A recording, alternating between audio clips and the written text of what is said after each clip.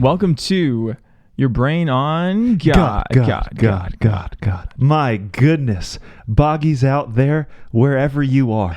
Wherever you may be, Boggies. Are you at home? Are you at work? Maybe. Are you at school? You too. Are you just watching YouTube? What's going on, man? Lady? What's going on? Welcome to Your Brain on God. We're so excited that you're back for our 4th episode. Can you believe it, Darryl? 4th episode. 4th episode in a month. That makes sense. 1 a week. Yep. That lines up. I like how we say that there's 4 weeks in a month. When it's not always that way. It's not always that way. No. Sometimes there's 5, isn't there? I know. And that always throws things off whenever we plan things on a 4-week month basis. It's like, well, now what do we do on the 5th week? What do we do with these 3 extra days? My gosh. Someone should have thought about that. Someone really should have thought about that. Whoever made Anyway, the calendar. we're so glad that you're with us. We're talking about a really cool topic today. Yep. One that is, there's a lot on. Let's just be honest. We researched about it, and there's just so much that we could talk about. But today we want to talk about memories and creating meaning out of your memories. Memories and meaning, which is beautiful. Meaning, memories. Memories. What's the most sexy letter in the alphabet? I'll give you a hint.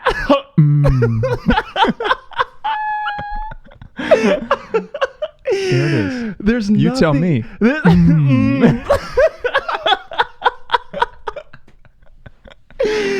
Oh my gosh. No, it just doesn't have It's the not same. the same. Eee. That was the Y.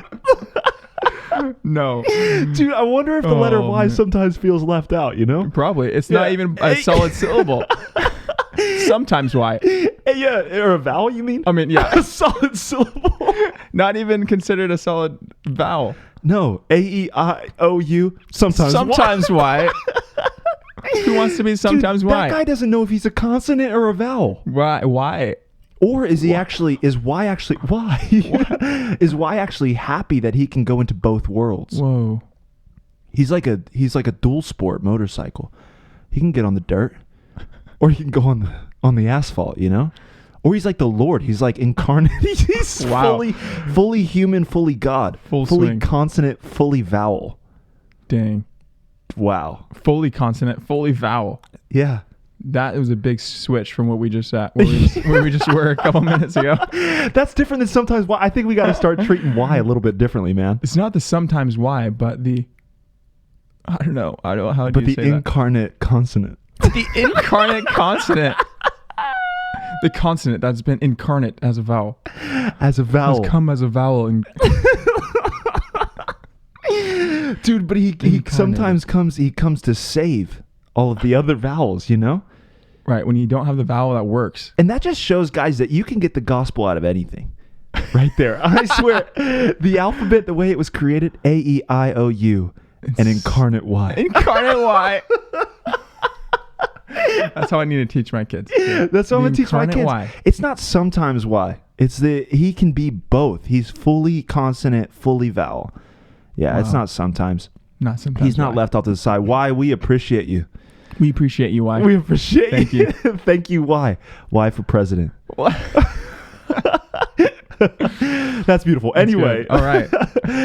Other than the letter Y, we're excited to talk about memories. Memories. Memories and meaning. Yeah. Memories are really crazy. I was just talking to you the other day, and it was almost like a sad thought, but I thought to myself, most of the days of my life I don't remember. Right. Yeah. Isn't that crazy? That's wild. There's so many days that we've lived, and I mean, in comparing to all the days we've lived and the ones that we remember, it's like almost all of them we don't remember. Almost all of them we don't remember, and that kind of hit me as soon as I said that. I was like, "Geez." A lot of the things that I experienced, a lot of the days where you just kind of live in, I don't want to say mundane. Well, I guess it is. You're just going through normal life, you know? Right, yeah. You don't really remember those things. But even if you don't remember them, the thing is that even memories you don't remember have a impact on you. Yeah. You know? So it's like I might not be able to remember that day, but even the feeling from that day can carry into the next day. Mm-hmm. You know, I don't remember all the details of what happened, but memories have this way of even, well, they create meaning in our lives, or they create We have feelings attached to memories. But then even if we don't necessarily remember them, they have lasting impact in shaping kind of who we are. Yeah. I watched a video and it said memories are who you are.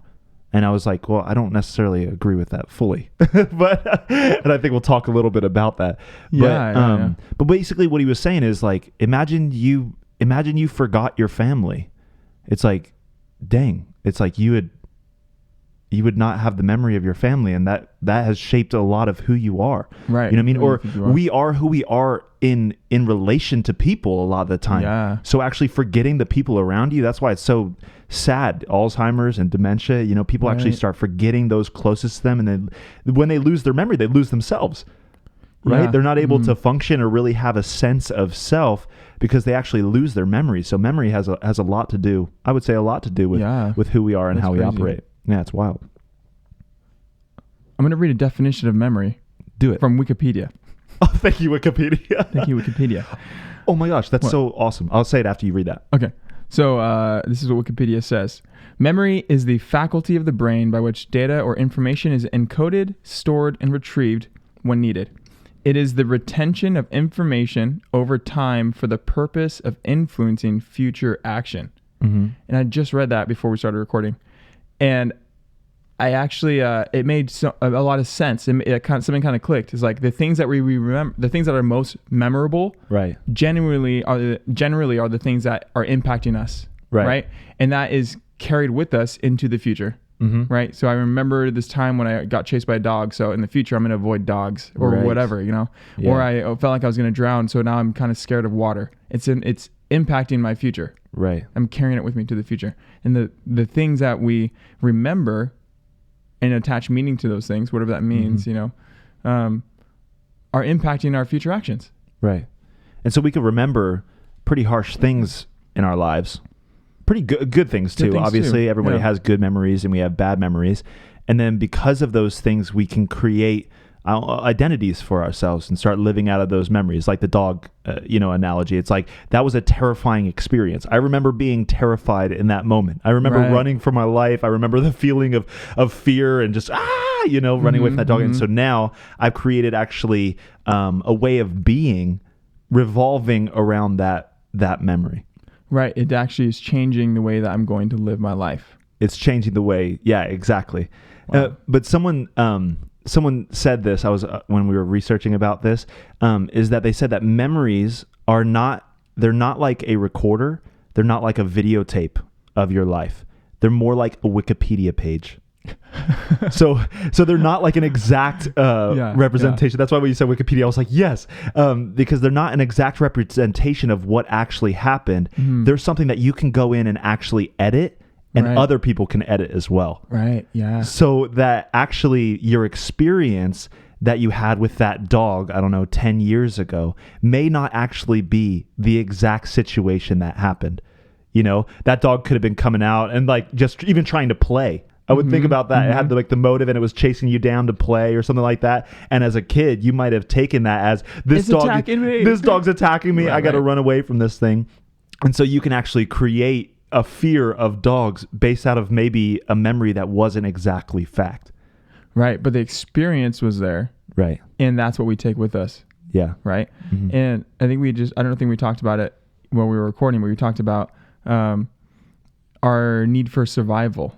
You know, how a lot of you mentioned that the negative memories are often the things that stick with us the most, or that maybe have a big impact. It's easier for us to hold on to the negative things, because we're tuned to survive. So we're finding ways to survive and to adjust so that we avoid danger, and we're built for survival, right? And so part of that is looking out for dangerous situations. So we look at a dog wanting to play and think that it's trying to attack us, because there's something there that reminds us of being attacked, or we have some kind of belief already that kind of attributes to the memory that's being created through that experience. And then we solidify that.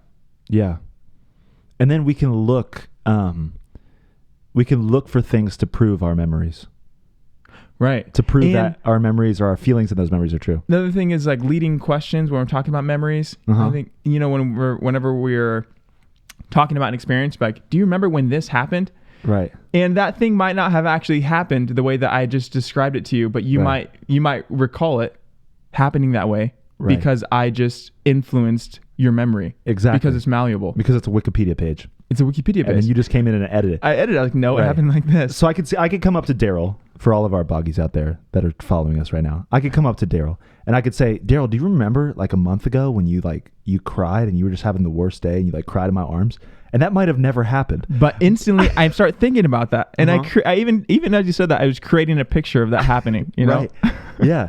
And we can actually create memories based off of pictures that we see, off of the influence of our family, because we all have kind of, family memories. And a lot of time when I get together with my family, we talk about, the past. We talk about doing that with our uncles or doing that with our cousins or what went on here. And so we can have people in our lives that actually influence and edit our memories and actually create those things.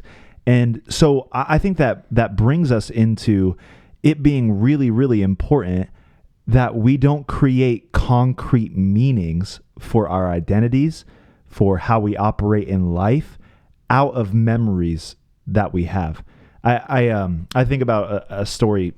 My parents, like probably 26 years ago, they got robbed. We were living in New Jersey. No, actually, I think were we living here in California? I think it was in New Jersey. Yeah, we were living in New Jersey. I was really young. I think I was actually still in my mom's tummy. I was just really young, just a little fetus. You know how it is. And they got robbed. My dad came home from work, and the door was busted open. And it was the 90s, so they had more gold than you could ever imagine. And they had gold chains and gold rings and all this stuff. They were 90s, and all of it was gone. My mom's like $5,000. I shouldn't say that, but her ring was stolen. Her wedding ring, because she was a nurse, and so she would take it off when she went, and just like everything got stolen. And I remember when I was living at home, I would go out to read outside, and I would go out for a little bit, and I would come back, and the door would be locked, like the back door would be locked. Okay. And then I would ask my mom to let me back in. She would let me back in. I would get a cup of water, go out, and then realize, hey, oh man, I forgot like a pen. I want to highlight my book. And I would go back in, and the door would be locked already. And I was like, Mom, stop. While you were just in the backyard? While I was just in the backyard for 5 minutes. And I would come back in and be like, Mom, stop locking the door. And so she was like, oh, I'm sorry. And she would unlock the door, get me in, whatever. And then I would go back outside, realize I want my AirPods or something. And this was like 5-10 minutes later, and the door would be locked. And I'd be like, Mom, why are you locking the door? You know that I'm outside. Stop locking the door. And we ended up talking about it and getting to like the root of why she did that. And she brought up that memory of how harmful that memory was 26 years ago, and how it's actually created a way of living for her that she always locks everything. That if the front door is locked, she like goes to the front door and she locks it immediately. Like she just has this tendency to lock everything because of how planted that memory is of being stolen from, of being robbed from. And both my mom and my dad would say that was like an assault on like such an invasion. Right. of their privacy, of their home. Like they felt unsafe in their home. Like it was hard to move past even having like workers in the home without thinking, are they going to steal something or whatever? But that memory that was created from that experience, and obviously that was a real thing that happened. We did get robbed, but that created a pattern for her 26 years later of her still being, making sure that she's locking all the doors and making sure everything is put together, which is crazy how much those memories can have an impact on how we operate, how we behave. Right. And it like the experience happens, and then we attribute some kind of meaning towards that. Right. So we have an event that takes place, and there's a meaning that gets attached, meaning it could be that the world is unsafe. People want to take my stuff, whatever that is going to feed into us being safe or protected, or something it's somehow that is helpful, right? If I believe that people are untrustworthy because of experiences that I've had, then that's somehow protecting me. Right. Because now if I don't trust people, I'm not going to get hurt or disappointed. Totally. Because I'm not going to give them my trust, right? So that is something that actually is helpful for me. Right. It's protecting me somehow. Right. And there might be other ways and other beliefs that we can form that are helpful to us as well. Right. Tony Robbins calls them like resourceful beliefs. Mm-hmm. What's a more resourceful belief? because this belief is helping you somehow, but maybe it's not the healthiest. What's a more resourceful belief that you can have? Right. And we have these experiences that impact us for, decades. They could impact us for decades. Decades, yeah. If we keep the same meaning that that we attributed in the beginning.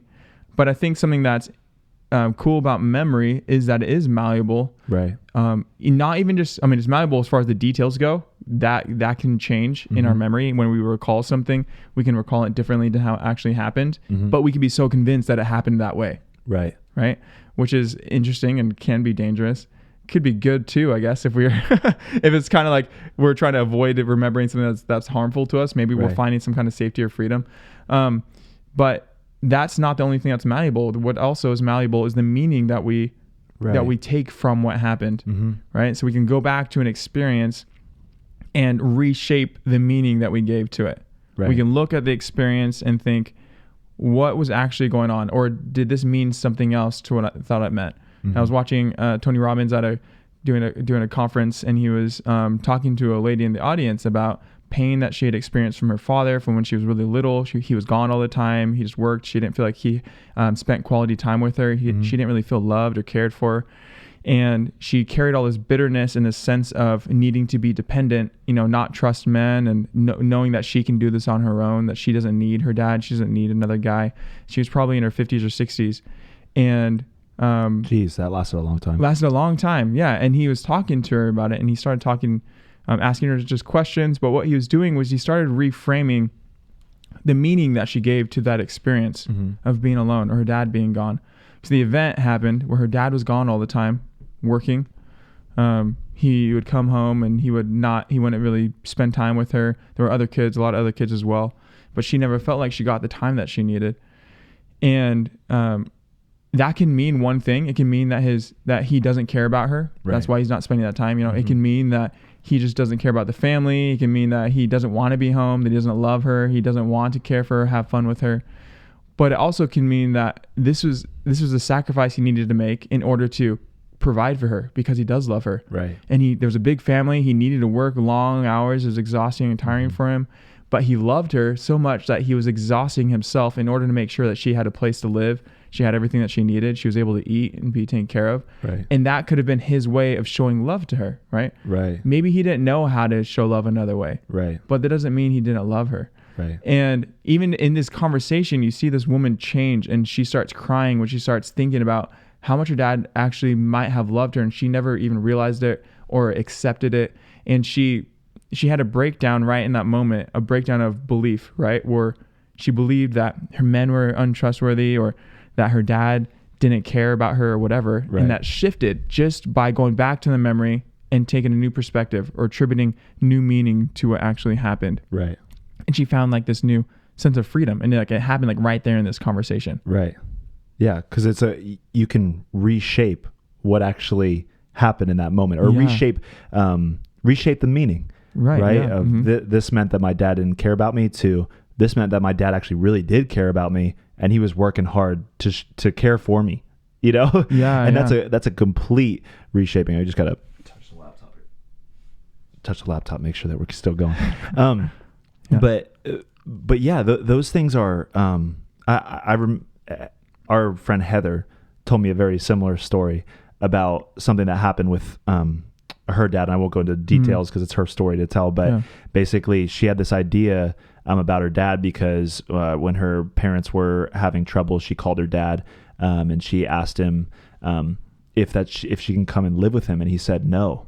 And she thought for years, like over 20 years, that he just didn't want her to come because he didn't want her, and he thought that for years. But then she realized later on that that the reason he said no is because her mom had called him earlier in that day and has said, don't say yes to having her over, because I'll make sure that you never see her again if you say yes to taking her. Wow. And so literally she, because of that experience with her father, she created this meaning about how her father thought about her. And then that wasn't even the actual reality. She realized that probably, she said, like 8 to 10 years ago. And then they actually had a conversation about it. And he's like, I said no because of this. And she's like, are you kidding me? I thought that you didn't want me for the last 25 years.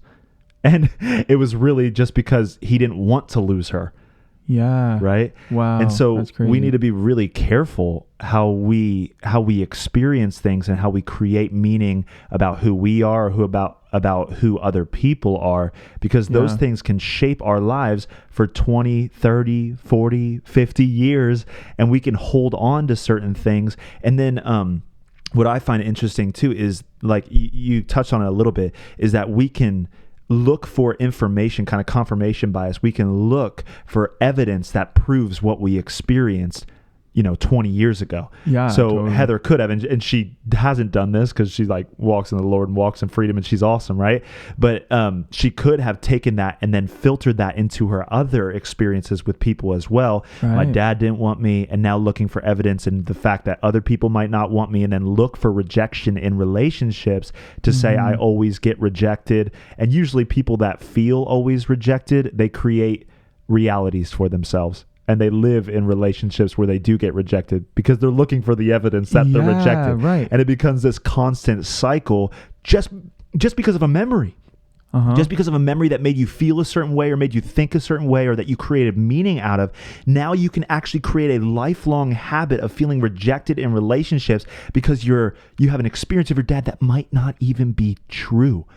And it's almost like someone getting wrongly convicted, and sent to prison for something they didn't do. Yeah. You are subjecting yourself to prison, prison in your own mind, based on a memory that is malleable, that is not actual fact, that is created out of your own emotions, your own insecurities, your own experience of life, your own worldview. And I was watching this TED Talk, and she was saying they did a study on people. It was two different studies. They asked the same group of people in 1973 and 1973 and 1982, I think it was. And it was on the legalization of marijuana. Right. And the people in 1973, there was a group that said in 1973 that they were for the legalization of marijuana. And then in 1982, they said that they were against it.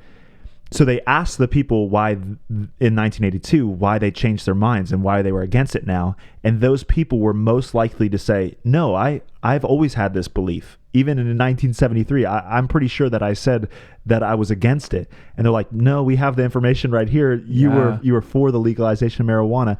But what they did is because of their current beliefs, what they did is they recreated their memories, right, to match up with their current worldview. Right. We pose our present belief on our past memories. Right. And we can change the past. So not only can your past memories change who you are in the present, but we can allow, and then that creates worldviews, but then we can look back on our past and even create more meaning based out of our current worldviews. Yeah. So that's like a never ending cycle, because my dad did this to me. That creates a belief that I live all the way into, my young adult life. And then now in my young adult life, I'm looking back on my past and looking for all the ways that I've been rejected by other people to create, my same worldview. And then I'm in a world of hurt. Wow. As bad news. And we, like you were saying, we keep looking for those same things to confirm the things that we feel like we experienced already. Right. So somebody who feels like they've been rejected by one person, that could start the cycle of thinking, who else rejects me? Right. And then they start looking for who else rejects them. Right. And then they can have an experience and be thinking to themselves, how are you going to reject me? Right. Before anything even happens. Right. And so regardless of what happens in that relationship, that person will probably find a reason to feel rejected by the person, even though the person is not rejecting them. But we'll find what we're looking for, right? And our memories and the beliefs that we have about the memories, what happened in the past, affects what we start looking for in the present. Totally. Right. Yeah. Yeah. I think the good news is that you can reshape that meaning, like you were talking about, though.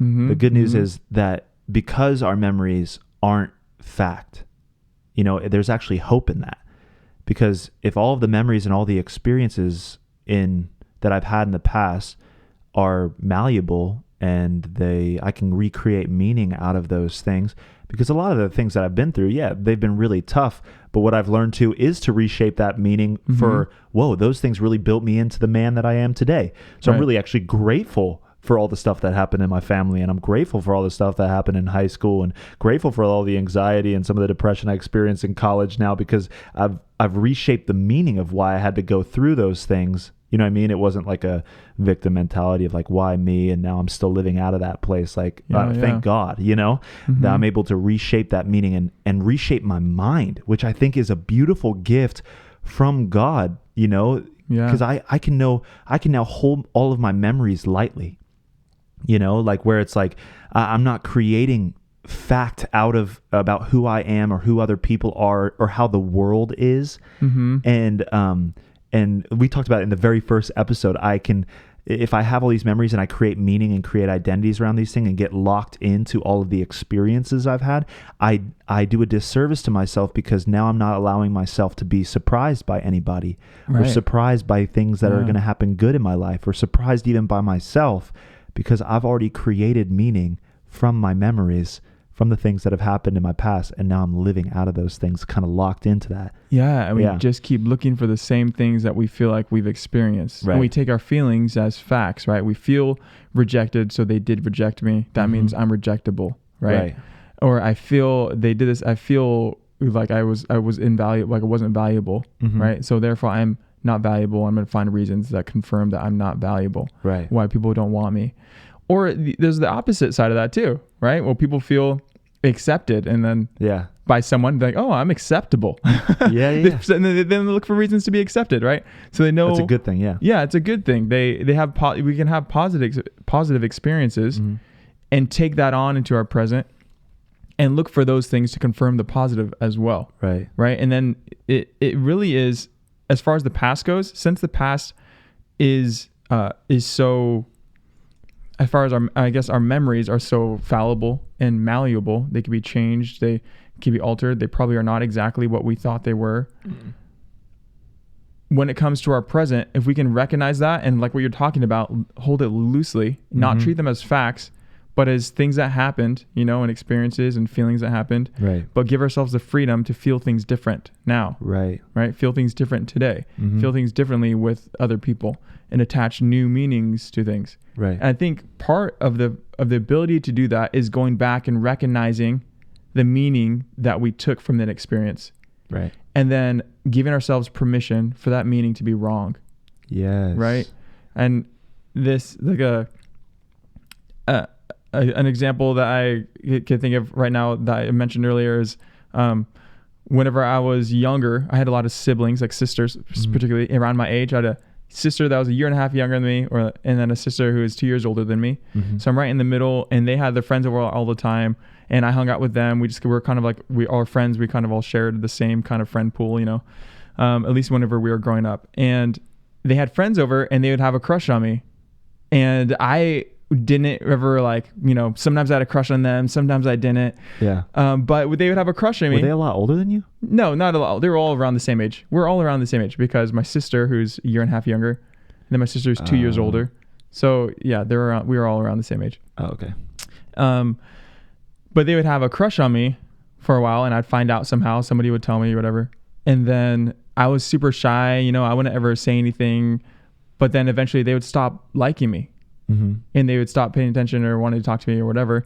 And so over time, this happened multiple times. I had this feeling of, once people start getting to know me, they don't like me anymore.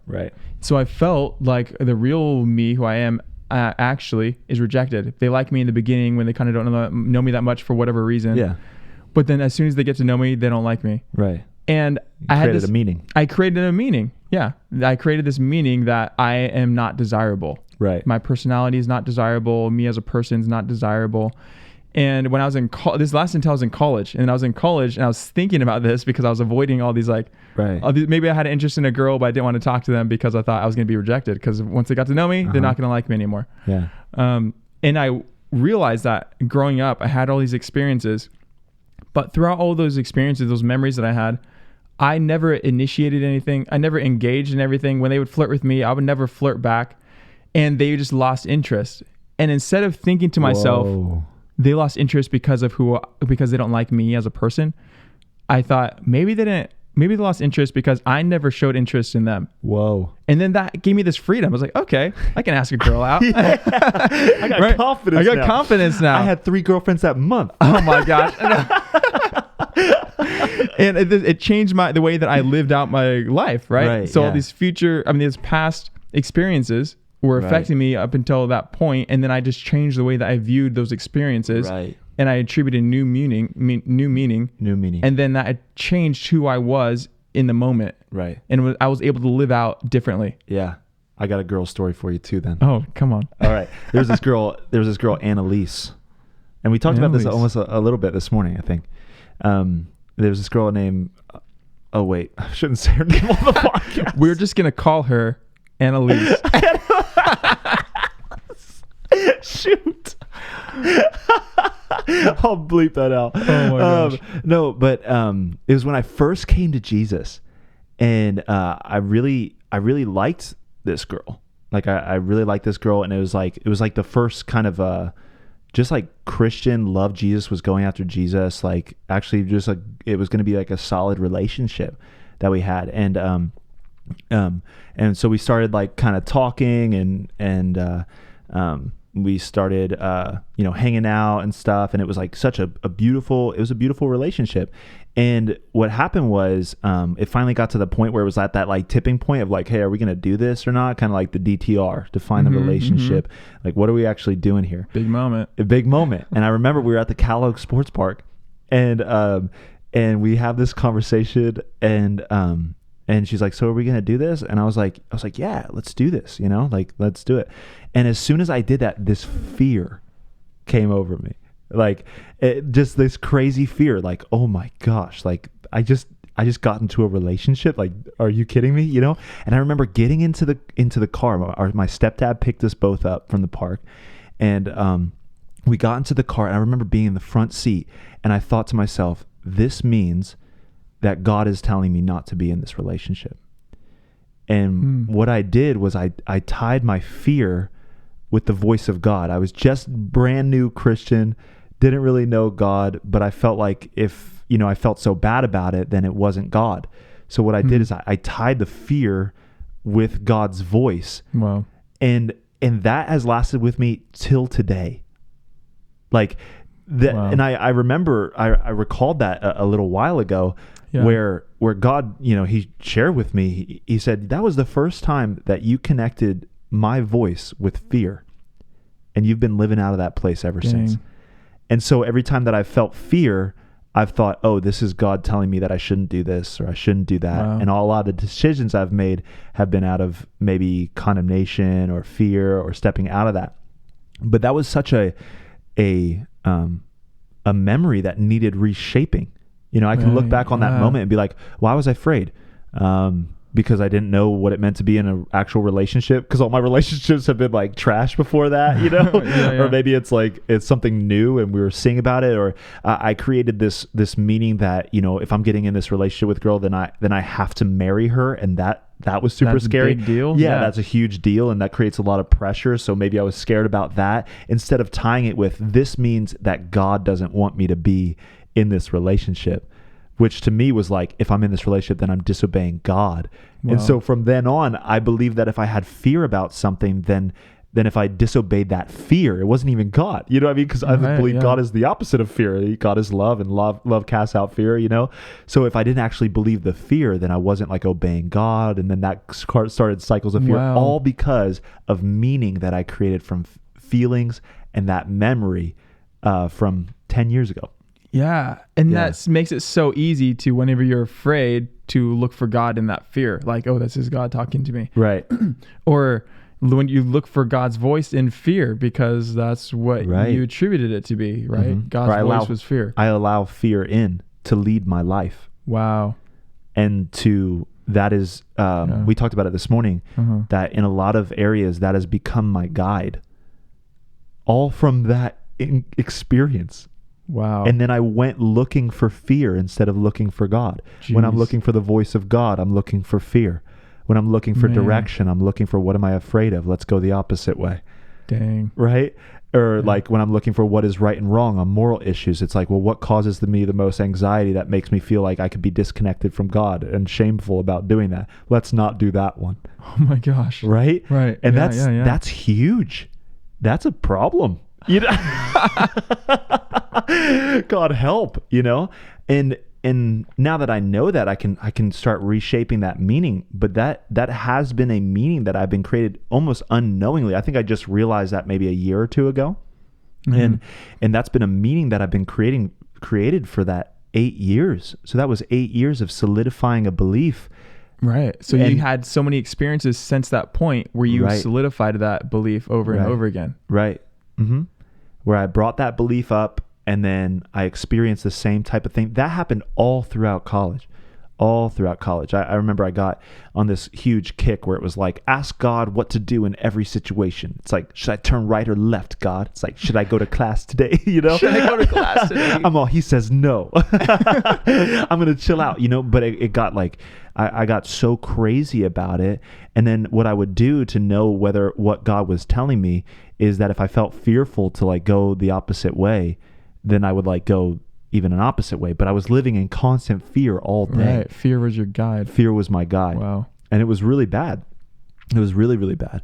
And so still coming out of that, that's why it's so important that we don't create meanings, especially to create automatic meanings that this is God telling me to do this, or the fact this really bothers me right here when people that do sports, they break a bone or they get really hurt and they're like, I guess God is telling me that doesn't want me to do this sport anymore. I'm like, that is weird. It's an instant, instantly attributing meaning to things. Well, but we kind of do that. I don't know how possible it is to have an event and not attribute any meaning to it. Mm-hmm. But I think it is possible to have some kind of suspense, like suspend the judgment that we're going to make in that moment, or at least look back on it and reflect. Okay, did this really mean this? Right. You know, because I think we could go through life and have these experiences and not pause and think, did this actually mean this? You know, when I broke my bone, did this actually mean that God didn't want me to do this? Right. Right. And I think there is something I've heard someone call the front part of our brain, the frontal cortex, the narrator of our life. Mm. And what it does is attributes meaning to what's happening. Right. It doesn't actually say what kind of decision we want to make or why, but it just creates a story based on what happens. Right. And I think that it's good practice to question the story that we're telling ourselves based on the things that we experience. Yeah. And I don't know myself, I don't know that I do that enough or frequent enough. I think part of a good practice is reflection. You know, I'm trying to get back into the practice of just reflecting and journaling, but journaling with the intention of reflecting on what happened and not just assuming that the first thing that I experienced is what's true. You know, that the first feeling I felt is what's true. Right. It's, you know, not trying to break away fact from feeling. Right. And you have to question your own narrative that you've created. Yeah. You know, because I think that's what memories do. We have all of these memories pieced together of our lives. Mm-hmm. And with those memories, we create a story. We create a movie for our lives. And then we live out of that movie, what that movie means, again, about us, about people, about our own worldview that shapes everything. And so we have to give ourselves permission to question the screenplay, to question the narrative, to question the characters and the character development and the whys behind things. You know, we have to give ourselves permission to question those things, because if we don't give ourselves permission to question those things, we will solidify narratives over our lives. And then those narratives, those solidified or concrete narratives, they create prisons for us that we live in, that we live into, that we live through, that that blind our eyes from seeing the full picture of what life is, because we get confined to certain worldviews or certain beliefs based on our ability to confine our own narratives that we tell ourselves. So as wide as and freely that you kind of balance your own narrative is kind of as widely and freely that you can live an experience of life. Does that make sense? We give ourselves the permission to see things differently. Right. We give ourselves the permission to see things not just from one focal point, right? we get to see the. I was just talking to a video editor recently, and he was telling me about the importance of the way something is cut and edited, because you can have all this footage, and you can cut it in a bunch of different ways and tell a different story. Whoa. Right? You can add in effects. You can change the music that's being played on top of it or not on top of it, and that changes the story that's being told. Right. And we can have all this footage of our life and being cutting it in a certain way so that we tell ourselves this story. Mm-hmm. This is the story of my life. This is the story that I'm living. So, and with the story, we have a trajectory of where it's going to, right? This is the sad music that I was playing. This is the happy music that I was playing at this time. And we create and shape this story that we live for ourselves when we think about what's happened to us, where we've been, who we are, and in turn, how we're going to behave in the future and where we're going, the direction we're taking our lives. Yeah. We can fantasize our own memories. You know what I mean? Mm-hmm. Something that could be a normal day, which I think is almost a gift too, to be able to look back on some of the things and be like, whoa. And that's where the glory days comes from. The good old days. The good old days. The glory days. Oh man, back in my day.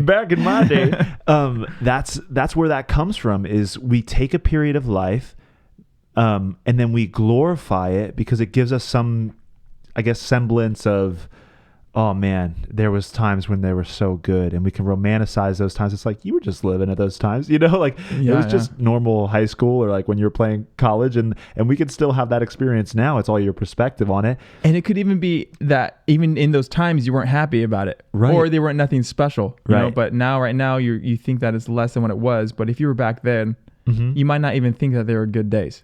Right. Because we romanticize things. Mm-hmm.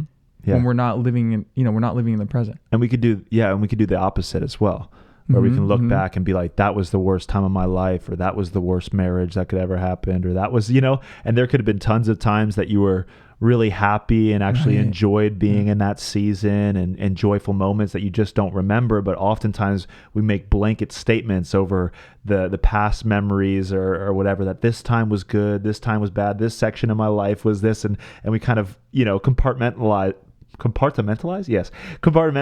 That's a hard word to say. All of these different areas in our lives, and then pull out, I guess, the film, the film of what made. If it was overwhelmingly bad, that means it was a bad season. If it was overwhelmingly good, if most of the time I was like happy or whatever, then tuck that away. And if it was like I was in my peak condition and was playing, sports in college and just doing the thing, that's like the glory days right there. You have the narrative, but you won't be thinking about all the negative things that were happening whenever you're attributing the good things, and vice versa. You remember all the negative things, and you forget the good things that are happening as well.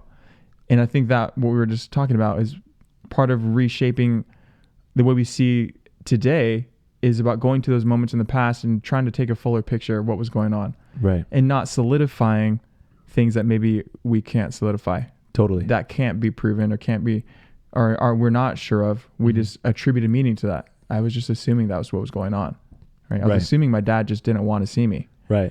Whenever after she had the conversation, she was able to get something that was more grounded.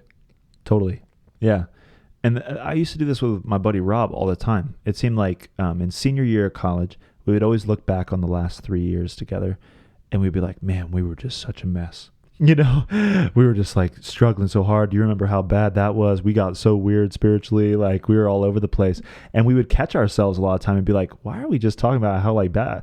What we went through back then made us where we are today.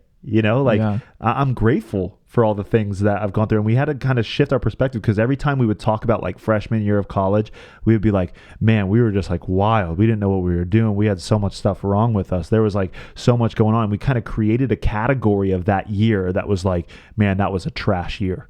Right. And then, but reshaping it, we had to start recalling some of those memories of like, but what about this? And what about the way that this person got changed? And what about, this person that got healed? Or what about the fact that our friendship even happened that year? And like all of those good things that happen, and rewriting that story, recreating that narrative, to create, different meaning for us when we look back and we see certain things like that, see certain memories like that, and giving them new meaning, allow them to be Play-Doh in our hands. We give ourselves freedom, right? It's like we can give ourselves the gift of freedom, kind of in that sense, Right. when we allow ourselves to go back and to the memories that maybe were hurtful to us, or the things that have affected us negatively, you know, like causing insecurity or causing us to be really defensive or closed off or living out of fear, trying to go back and identifying where those points came from. You know, what experience happened, what meaning did I attribute to that? Right. And what's maybe another meaning that I can take from what was going on? Right. You know, what's a different story I could tell?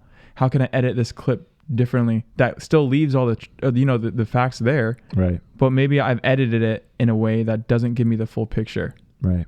you know? Yeah. And we can go back and re-edit our videos, the videos that we've made, you know? Yeah. That's something that we get to do, and we have to choose to do it, I think. Mm-hmm. You know, it can't be forced. Yeah. We have to choose to do that. We definitely have to choose to do it. And I don't think that makes it, it doesn't make it like fake, you know, where it's not like living in la la land and saying that all of the hard things that you have to change and create and say that they weren't hard. Right. You know, Yeah. it's not changing the fact that you went through a tough time or that was a really rough period in your life and just denying that, you know what I mean? Yeah. Let's just paint this all rosy as if everything was okay. It's not about doing that, Right. Yeah. but it is about creating solid meaning that's going to benefit what'd you say, the resourceful thoughts? Resourceful beliefs. Resourceful beliefs, you know? And so if those past memories that even may be harmful to you or may still, you know, because we can think about things from the past and it can cause a spur of emotions just rising in us because we remember those emotions from that memory, you know, but to look back on that and to know, how can I create resourceful, I forgot it again. Beliefs. What? Beliefs. How can I create resourceful beliefs out of those things? Because the beliefs that I've gathered from those experiences, they're not actually benefiting my life. Right. They're not for my good. You know, this rejection that I've experienced and thinking that everybody's rejecting me isn't helping me. Yeah. You know, but there is an element of it that feels beneficial. Right. Because if we assume that someone's going to reject us, it doesn't hurt as much when they do. Yeah. You know, so there is something in there that's kind of good. Right. But I think identifying that, what's the thing that's good? What's the good thing in the bad belief that I have? You know, what am I trying to do with this? How is this helping me? Right. And then how can I find a better way to find that? Right. What's another belief that still supports that same thing? Right. Yeah. I think that we often don't want to change our beliefs. I guess I can speak from personal experience because we believe that we're the result of those experiences and that we kind of like deserve to feel that way because of those things, you know? So it's like that is the truth. We like to hold on to those things, you know? I deserve these feelings from what happened to me or what went on, or this is kind of my inheritance from all of my past experiences and all my memories, and these things have shaped me to who I am today, and I'm not letting go of those things. So you could tell me all you want that I could reshape these things, but I'm like, I'm here. You know what I mean? Like, you know, this is who I am because I've been living in it for so long and keep confirming those things. And maybe that's a whole nother topic. You know, we could talk about confirmation bias for a long time. Yeah. Yeah. Yeah. There's a lot of when we hold on, I mean, the pain that we've experienced is hard to, I don't think let go of. I don't think we need to let go of the pain because hard things happen in life, you know, and that's okay. I think part of it is accepting the pain, you know, firstly, accept the pain. That's okay that it hurt, that it's bad, you know, that there are things that happen in life that shouldn't happen, or that are distorted or that are painful or, you know, that cause so much turmoil or trauma. Right. But being able to accept the pain and then try to look past it, not letting the pain be the only thing that we see. And I think that's the danger, I think, that happens in painful memories, is that we only look at the painful part of it, when there might be more to what was going on than just the pain, right? And I think that we can open ourselves up to possibilities when we think that there's more than just the painful thing that happened. Right. There are other, what else was going on, or what's another thing that, how did this actually benefit my life? Right. Even though it might be really hard to see any kind of benefit, did it teach me something? Did I learn something from this? Right. That is helping me. Right. You have to, with every, with every wrong thing that happens, that kind of like comes into your life, you have to add the redemptive aspect into it, you know? Mm-hmm. There's always the balance of that redemption, you know what I mean? Those redemptive beliefs, and like this thing, you know, it really sucked when I went through it, but it got me through it, you know what I mean? Like, but it built me into who I am today, and I'm stronger now because of this, you know, because of this memory, because of this thing that I went through, and allowing ourselves permission to not just, paint it over and say everything was good in that thing, but also to allow those weaves to come together, kind of the yin and yang, you know, of like, of this thing did, you know, some damage, but this thing also brought healing. This thing also brought strength. This thing also brought resilience into my life. And so I can I can shape this, and I can make this mean so that it actually produces those beliefs in me, those resourceful beliefs. Yeah. And now I can help somebody else who's gone through this. I can help them process this. Right. You know? Because that is a problem too, is we bring our children into those things, you know? So we, you know, my dad used to say, you know, or my dad did this, and then we teach our children that. And now your kid might be living from a memory even further off, you know what I mean? Like that wasn't someone else's memory. Yeah. From a memory that created some harmful meaning, and now your kid is living from that because you never actually gave yourself the space to recreate the meaning for that, you know? Yeah. So it's like your dad rejected you, and now you're saying about grandpa, you know what I mean? He's this way, and then you're living into that still because you haven't created a new meaning, and now your kid's inheriting what you're going through, and now we create generations of people. And I think that's more, I mean, I would say the Bible talks about like generational curses, you know? I think that is, you know, what a generational curse could look like, you know? Yeah, no, I agree. I personally believe that all generational curses have been, you know, once you get born again, you know, it's like those things aren't on me anymore. But there's certain belief patterns that I've inherited from my father or my mother, you know what I mean, that they inherited from their parents, you know what I mean, that they bring into parenting, that they bring into, again, this is a whole nother podcast, you know? But, but that now kids are receiving these things as an inheritance. All to say, once more, it is so important that we hold our memories loosely, know that they're malleable, they're fallible. They're fallible, and they're malleable, and that they're moldable, and that we can reshape those. And every time we bring them up, we can, you know, reshape that meaning that comes from them, and live our lives out of different meaning, and not get so imprisoned to the old memories that we have. Yeah. So that's good. That's good stuff. Good stuff. Sexiest letter of the alphabet. What letter am I thinking about? Thank you. It was sponsored by the letter Y. The letter Y. It's the like Sesame Street. Letter Y. This episode was brought to you by the letter Y. Anyway, we hope that you enjoy this podcast, and we hope that you take this, and that you maybe think about some of those memories that have created meaning in your life that maybe you're still living out of, that aren't creating those resourceful beliefs to allow you to live into freedom. Because that is the goal of this podcast, is for us to start thinking differently, start thinking like God, so that we can actually live in freedom. And so take these things, allow your memories to be a little bit more moldable, you know? Yeah. Fallible. Anyway, we love you guys. This is Aaron. Love you. This is Darryl. We're signing off on Your Brain On God.